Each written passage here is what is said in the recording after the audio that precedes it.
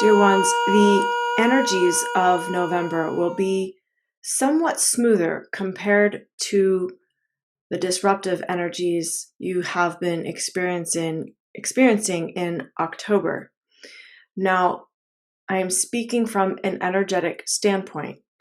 The energies will be a bit smoother, as some of the disruptive energies will have done their job by the time you reach November.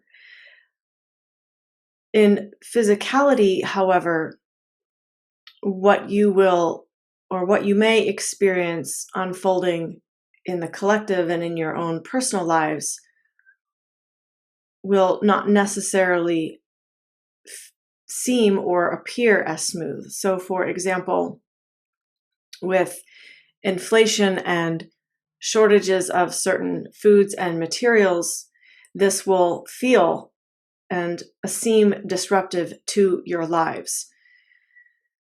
In the potential unfolding of more political disruption, this will seem and feel disruptive in the collective energy, but the energetics will have already taken place. So what I am saying is you have prepared and are preparing energetically at this time for a more physical unfolding in November. As always, these timelines are subject to shift, but this is the current energy as of today.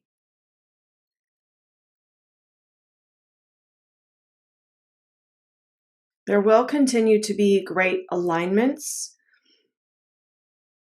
of solar energy, meaning energy from your suns, your Earth sun, your great central sun, the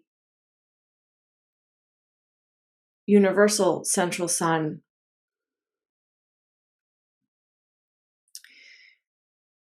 The energies from these solar rays are intense, but they are also supportive, especially for those who are doing very deep light work. They are supportive in helping you maintain your alignment to your soul mission, to your daily tasks that are part of your soul mission. They bring you energy, they bring you support, they bring you alignment. And so it would be helpful if you want to work very closely with these energies to set that intention to make the connection with your suns. And whether you use sun gazing or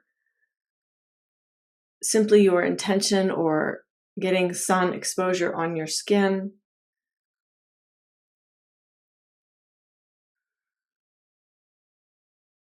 by connecting to these solar rays, there is a deep penetration that occurs within the body and the cellular matrix that brings support.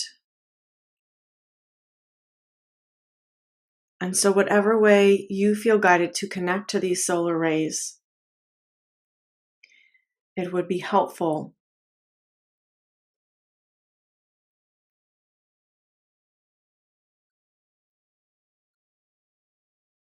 to tune in and connect and integrate to the best of your ability.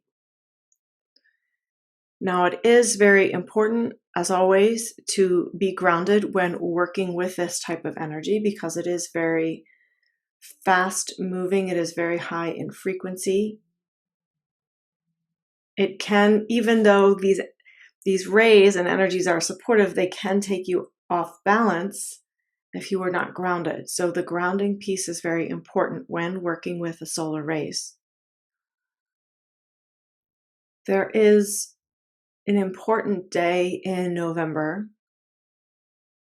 and that is the 11/11 portal, the November 11th portal. I call it a portal because it is access, it is a gateway to the heart of your universe. And there is a lot of power that can come with accessing this portal energy. And so it is very important on this day to be very aware of your thoughts, your emotions, your projections, your creations, your emanations. What are you putting out into the universe? What are you seeing? What are you feeling? What are you creating? What are you projecting into the universe?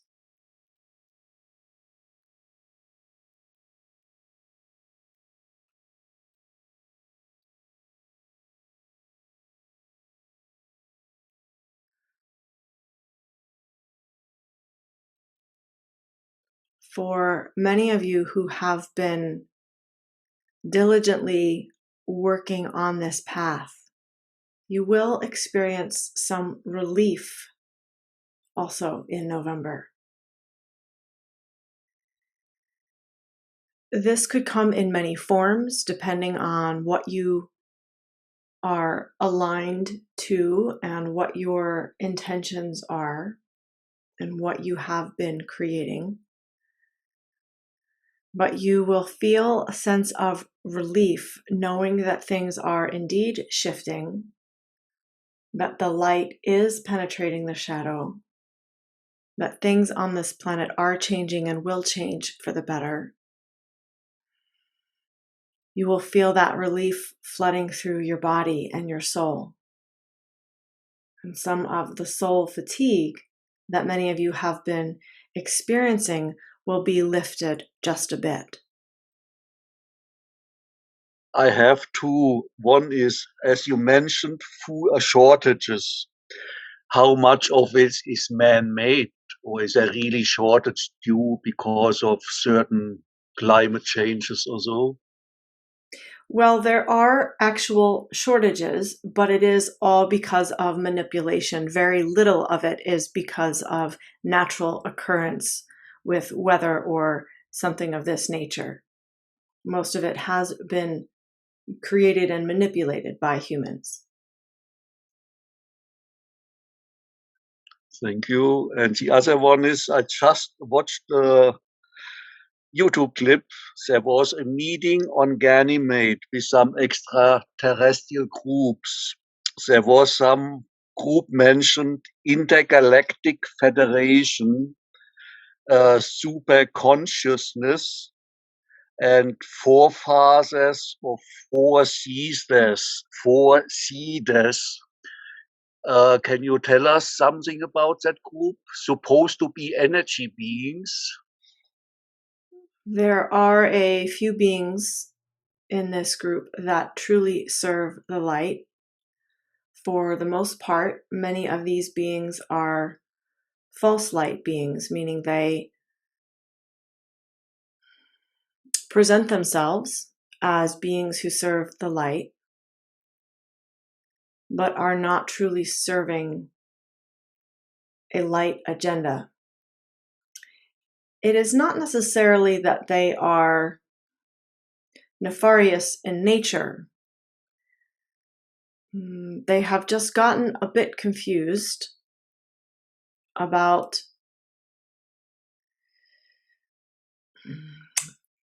beings with whom they align themselves and whether they are of a light or dark agenda.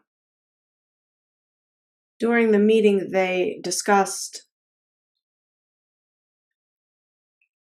how to reseed the planet if that becomes necessary, how to repopulate, and what their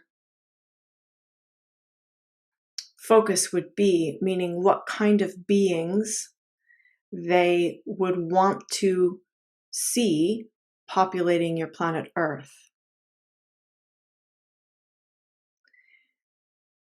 And so again,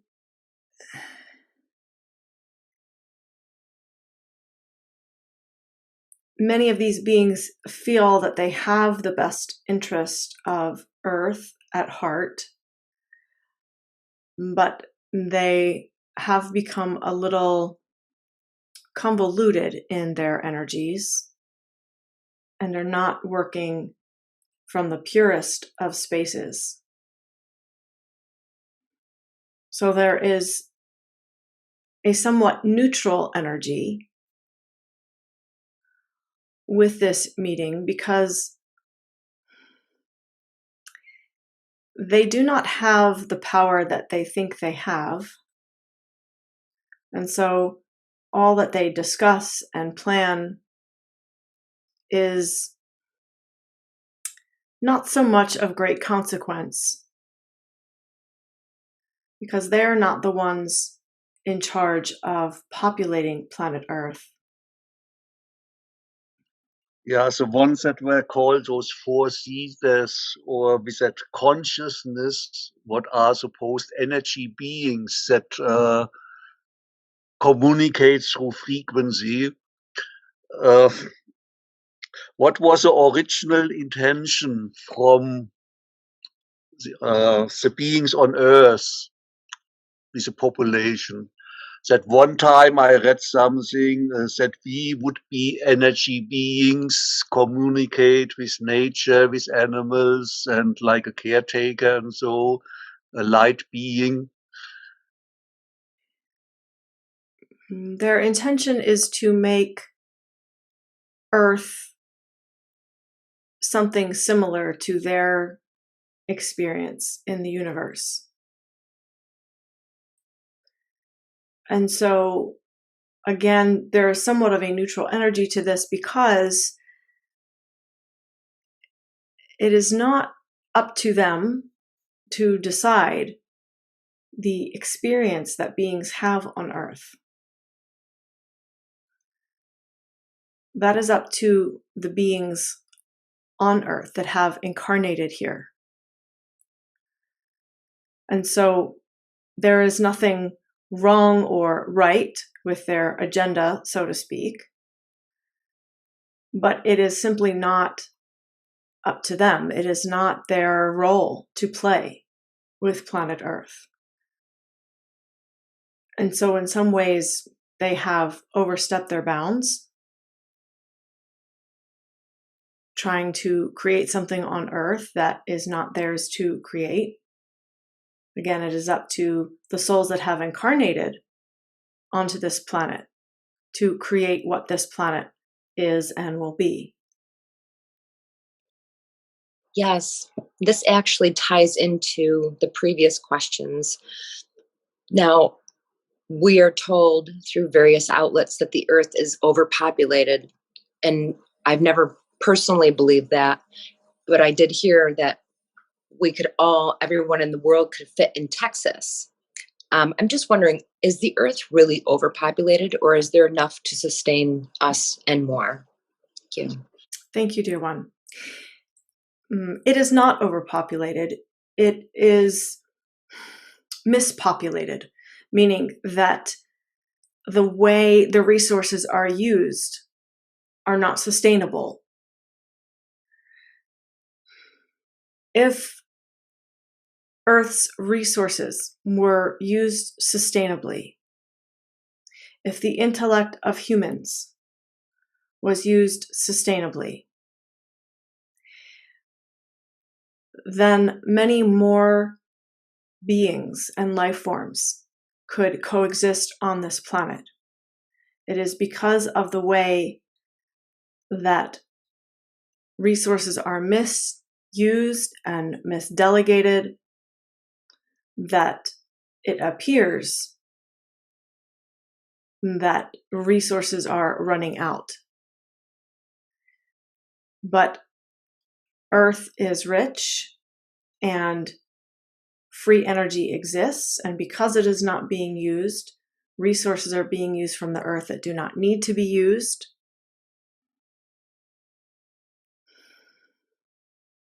There are many more technologies that are being hidden from humans that would enable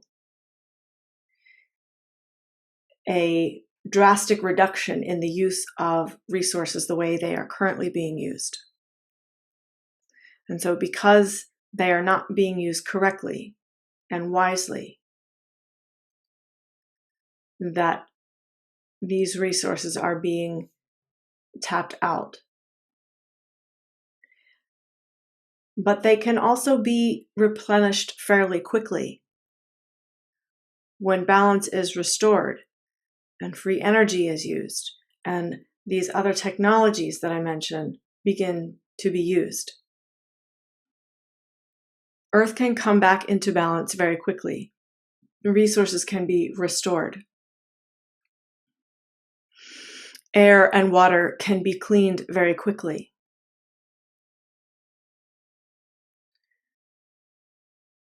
Earth truly does have the soul blueprint of heaven. This is a planet where heaven can be experienced. And while there are many ideas of heaven, and it has different meanings to different people, the overall idea of a beautiful place to live that is sustainable, this is very possible. This is Earth's blueprint. This is her divine birthright. And many of you that listen to these messages are here to restore her divine birthright and blueprint. And I thank you, dear ones. I had a dream a few weeks ago that there were all of these Egyptian statues of the various gods and goddesses, and I tipped them over. I'm not sure if it was on purpose or not, but their heads broke off. So I was just wondering what the significance of seeing more of these deity statues with this time their heads are off of their bodies.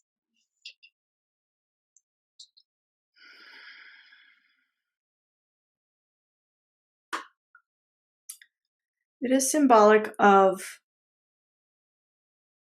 them not having their power anymore, meaning that many people look to these beings, these deities, these symbols of the divine or symbols of wisdom, and they idolize these beings, or they look to these beings for wisdom instead of looking within. And for many years, these symbols have assisted many people. And there's nothing wrong with this. This was a role that they played. But you are at a time now on planet Earth where gods and ascended masters and deities and gurus are not where your power comes from. The wisdom and the power that is inherent within each human is now being awakened and activated. And it is time to come back to your own wisdom and knowing of who you are and what you have within you and the power that you have and the ancient connections and wisdom that you have. It is time now to work with this knowledge rather than going back in time, so to speak. And yes, these symbols and these beings still have much to offer because they knew much about the ancient ways. But they are not to be idolized. They are not to be relied upon for your wisdom. I will bring through a closing message.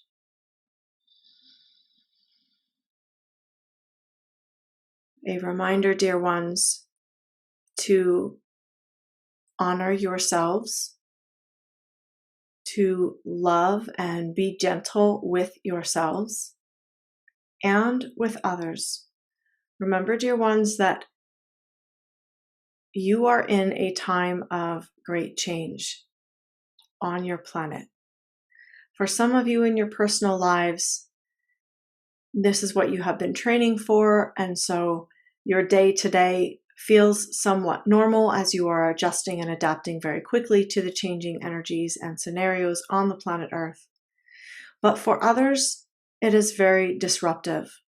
They do not know how to cope. They do not know how to integrate the energies. They do not understand what is happening. They are filled with grief and anxiety.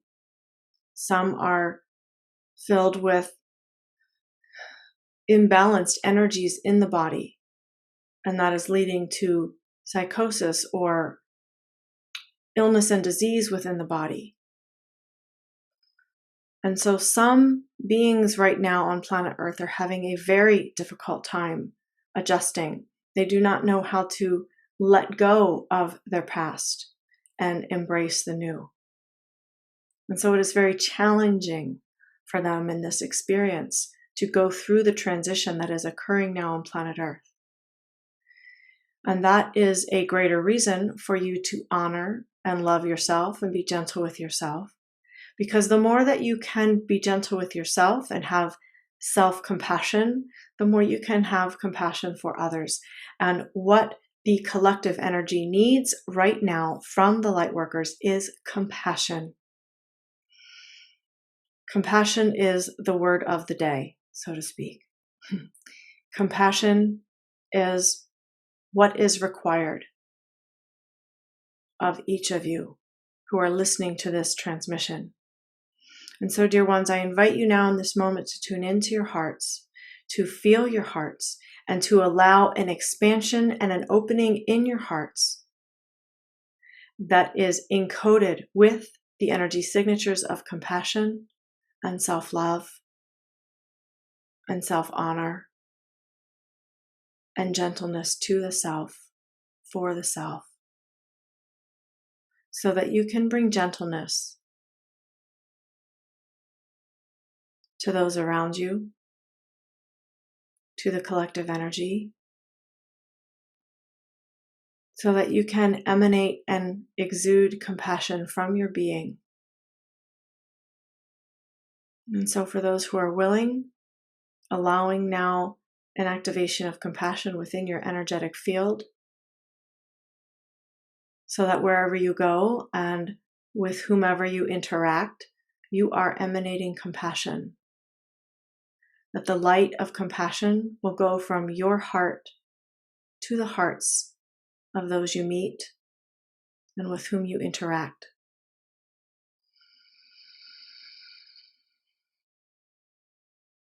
And so let us all breathe together, dear ones, and allow compassion to be activated within your being as you choose, so that you can share this with others.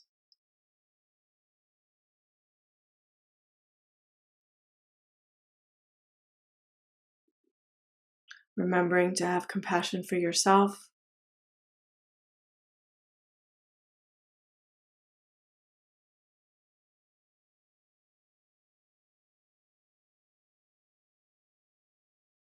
and remembering to stay in gratitude for what you have, gratitude for your mastery opportunities, gratitude for your resources, gratitude for your spiritual gifts and talents.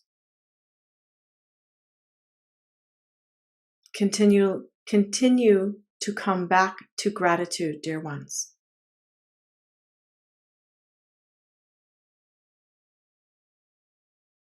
Many of you listening to these transmissions have much.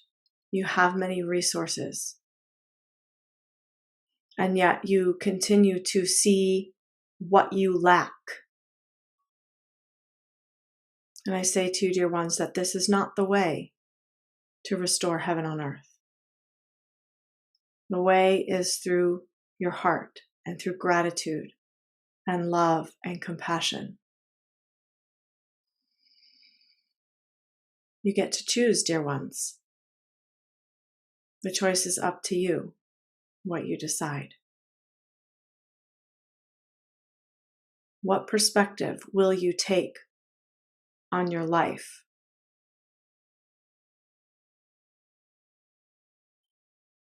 What lens will you look through when you look at your life? You can complain about what you don't have, or you can look at all of your resources, energetic, physical, and everything in between. It is up to you, dear ones. I invite you to make the choice. I thank you, dear ones.